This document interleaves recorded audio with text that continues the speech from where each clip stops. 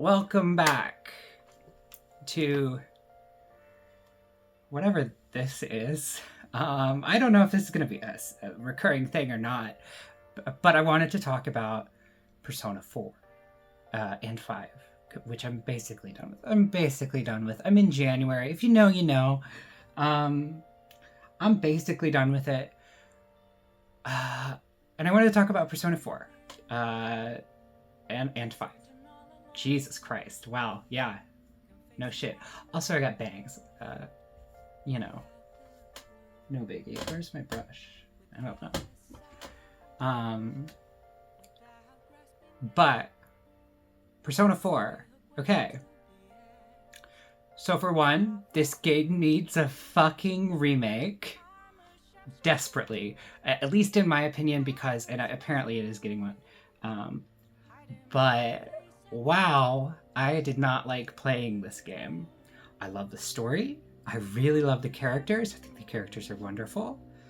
But I think it's really let down by the fact that it is the older gameplay style. And there's just so many little quality of life features in the new games that I don't even think about that aren't in this one, right? And I mean, it's just the way, like, enemy encounters work. They're not random. Like, you can technically run around them if you want to, but the design of the, dungeons and shit like that is so claustrophobic that you basically will just run into the same fight over and over and over again. And obviously, it's not the same fight, as in, like, the same exact enemy, but I found myself getting very frustrated with the random battles in this game. And I mean, it's just because it's an older RPG, right? Like, it's just how it worked for a long time, right? And I mean, it still does, technically, right? Like, on a technical level, the gameplay is not that different between Persona 3 Reload and Persona 4. But again, just like the nitty-gritty details, I did not have a whole lot of fun playing the game. What I did love, again, was the characters and the story, and I loved the setting as well, because Persona 3, and to an even bigger extent Persona 5, have, like, stakes, like big stakes, world-ending stakes. And Persona 4 would get there eventually, right? Had the ending not happened. But I like that it's smaller scale. It is very clearly referencing a JoJo's Part 4. Like, I said before that Persona was inspired by JoJo, and it's like, yeah. Like, the small town setting, the murder mystery, the investigation and stuff like that, putting together like a ragtag team of investigators, right? Yeah, I mean, that's all there. And I think it's great. I think the mystery is great. I think the way you solve the mystery is great, right? Like, at the end, they just give you this big ass list of, like, every NPC, and you have to piece together based on what you've talked about, right, and what you've seen, and enemies you've fought and stuff like that. You just have to put it together. Like, you just have to think about it, right? And that's awesome. Like, that's a good mystery. Unfortunately, it was spoiled for me because it's hard to keep that under wraps. But at the same time, I could still enjoy the story, even knowing who the killer was, right? So I think that that's a good sign, right? It was still enjoyable as a story. I love the characters. I love Reze. Oh my god. Reze, my girl. She's adorable. She's wonderful. I know people like Chihei. She's not my type. Yeah, Reze. Now, there's a big fucking problem with this game. And I think it's and I'm going to talk quite a bit about this as a queer person. Um, it's how they fucking handled Naoto. So for people who don't know, Naoto is, she identifies as a woman, and once I start talking about, bring it up like this, something bad is about to come up. She identifies as a woman, but she works in the police force, essentially cross-dressing as a man. Everybody assumes she's a man. Everybody thinks about her as a man. Like, she gets hit on by girls who think she's a man, like a pretty boy, right?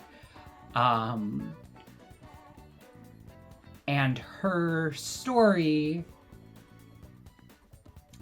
it's rough coming back to. And you have to remember, I think the first game was made in like 2009, right? Or, not the first game, but the first release of Persona 4, because Atlus splits up their releases, right? There's like an extra edition later down the line that has extra stuff. Persona 5 Royal, that kind of thing. Persona 4 Golden, right? So they really took some swings with trying to make queer coded characters, and they did not age well, and it's rough, right? There's a character who is like attracted to Naoto as a man, and also when she comes out as a woman.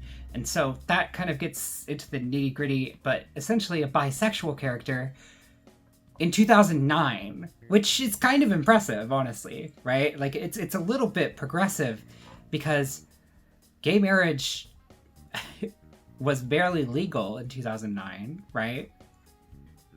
Let alone even a topic of discussion in most of Japan, right? Which is very socially conservative still in a lot of ways. So for one, to have a bisexual character. Two, have a trans-coded character, I'll say, right? Because for all intents and purposes, she identifies as a man. But her story, you do her, like, dungeon, her mind palace or whatever, right? You do her dungeon, and her story is essentially about... It really ends up being a story about misogyny in the Japanese workforce, and specifically in the police, right? Misogyny, and, like, the reason she does this is because ultimately she, and she's probably right in this assumption, thinks she can get farther in the police force as a man than she ever could as a woman. And I mean, that's just true. Right? So her story is ultimately more about that, and that's obviously what they were trying to talk about, right? But the language that's used, specifically with, you meet like her shadow self, right? Like, and her shadow self, like, explicitly brings up sex change surgery. It's like a thing that she's been thinking about and wanting to do, right? And how she gets over that is by, like, you could really spin it as some detransitioner bullshit if you really wanted to, which is obviously not what they were trying to do, but you really fucking could, right? And it's rough.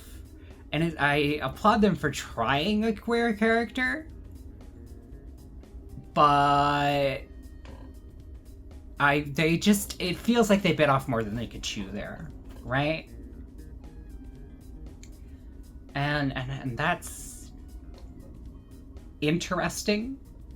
I will applaud it for being interesting. But I would change things, personally. I would do some rewrites, right?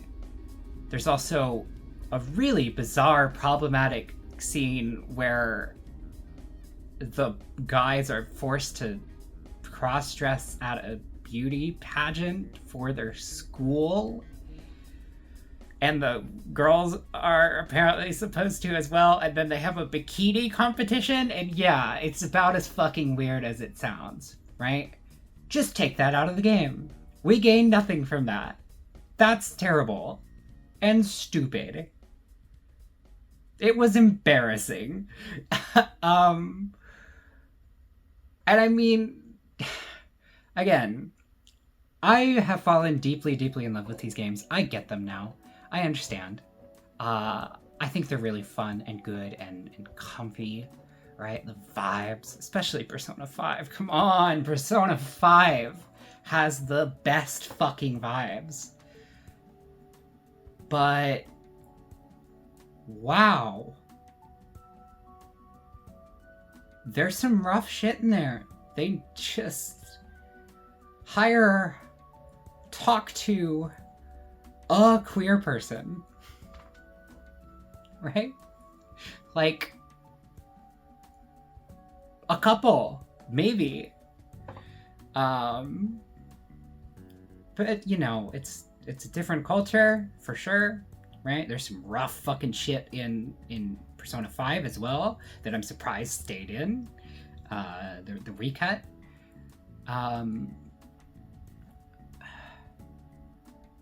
But yeah, Persona 4, it's really good.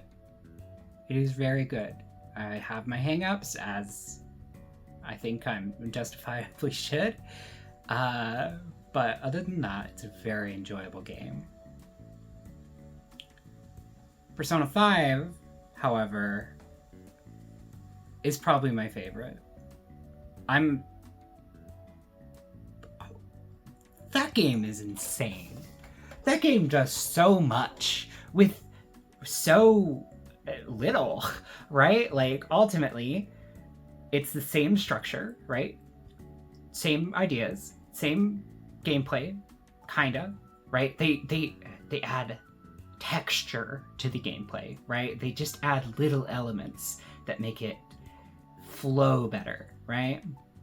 They add guns that you can like actually fire, and enemies have different affinities and weaknesses for the guns or whatever, right? And it just becomes a part of your bigger arsenal, right? And there's tons of different Persona combinations, right? Like new ones or old ones from the other games, right? And that's awesome. Gameplay wise, it's the best in the series. It fucking rules. The dungeons in this game, the palaces, I mean, I call them dungeons because they feel like Zelda dungeons, and they feel like actual Zelda dungeons. Like, if you were disappointed by Tears of the Kingdom because it didn't have traditional Zelda dungeons or whatever, right? Play a Persona game.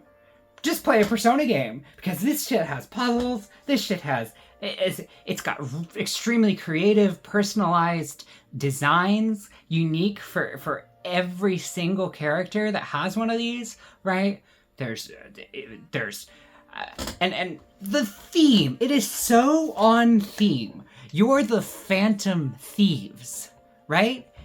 Every mission is ultimately a quest to be a thief and to steal something, right? You steal their metaphorical hearts so they become better people, right?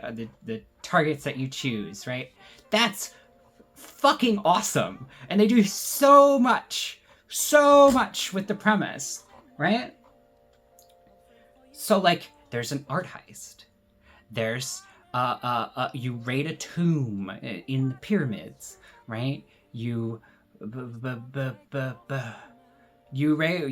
rob a bank, right? You take down a castle, right? You do all this cool ass shit. You do a cruise ship. That one's pretty fucking lame. That one's pretty fucking lame. I don't really know how that one ties in. And also the doctor's office at the end thing. Yeah, you know. But awesome. I dug the gameplay of this game. Even Mementos, which I was pretty skeptical at first. Mementos is basically, it's like another version of Tartarus from Persona 3, where it's like these randomly generated floors, and you go down each floor, right, and like fight your way down with like intermittent boss fights at checkpoints, right? I don't mind it because it's a lot shorter. It is not the main content of the game, right? It's plot important, it's in story important, but it's not the main content of the game. And I think that's really interesting and good. Characters are fucking fantastic. What a good main cast. Like, I love Cease, right? Cease from Persona 3, I fucking love it because in all actuality, in the reality of the situation that's happening in that game, it's basically a military organization, and the members have to come to love each other, right? They learn to love each other. They learn about each other. They learn about themselves, right? And they become a family, right? But they're not at the start. And really, the same thing happens with the Phantom Thieves, right? Every new character has some very off-putting quirks, right? But as you get to know them, and again, just the genius of the way these games are structured with the day-by-day system, right? That's so fucking good and smart and cool as hell, because you're just hanging the fuck out. The romances in Persona 4 are so great, because you can like go on dates and shit and actually do things, and like it's so good.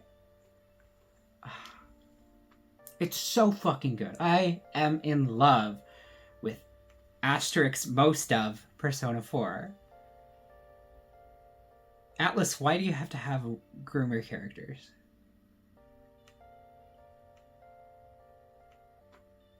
I don't understand. Literally why? Literally why, though? I don't get it.